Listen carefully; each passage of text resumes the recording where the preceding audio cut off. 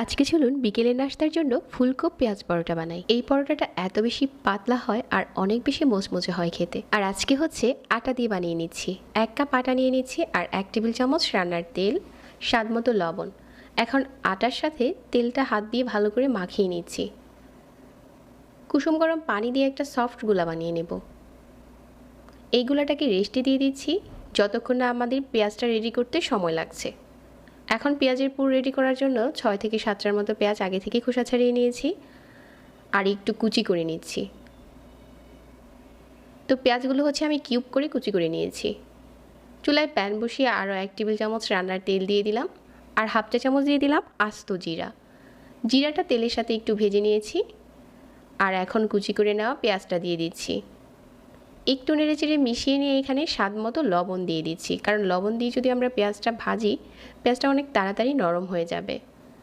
লবণ দিয়ে বেশ কিছুক্ষণ পেঁয়াজটা ভেজে নেওয়ার পর এখানে 1 চা চামচ দিয়ে দিলাম আদা আর রসুন বাটা আর 1/4 চা চামচ করে গুঁড়া মশলা দিয়ে দিচ্ছি, মরিচ, হলুদ আর হচ্ছে ধনিয়ার গুঁড়া। এখানে আর কিছুই দিতে হবে না। এই মশলাটা দেওয়ার পর অল্প আঁচে পেঁয়াজগুলোকে ভুনে নিচ্ছি, কোনো রকম পানিও দেওয়া যাবে না। পেঁয়াজটা ভুনা হয়ে গেছে, চুলা থেকে নামিয়ে নিচ্ছি।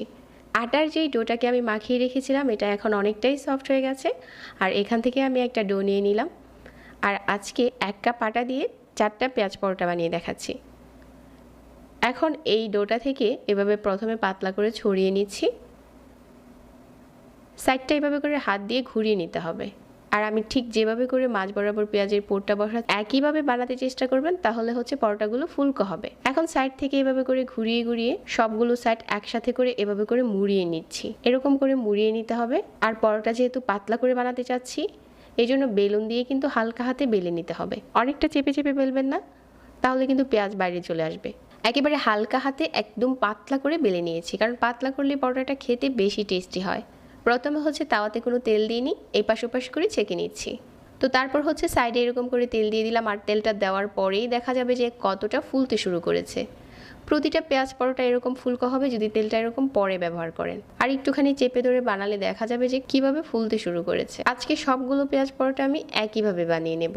তো এপাশ ওপাশ করে দুটো পাশে দারুণ করে ভেজে নিয়েছি আর এখন এই পরোটাটা খাওয়ার জন্য একদম রেডি। আজকে সবগুলো পরোটা এভাবে বানিয়ে নিয়েছি। তো জটপট বানানো হয়ে গেল আমাদের পেঁয়াজ পরোটা। এরকম ফুলকো একটা পরোটার জন্য চাইলে আজকের রেসিপিটা ফলো করতে পারেন। আটা দিয়ে বানাতে পারবেন এরকম ফুলকো পেঁয়াজ পরোটা। যারা এতক্ষণ সাথে ছিলেন সবাইকে ধন্যবাদ জানাচ্ছি। আল্লাহ হাফেজ।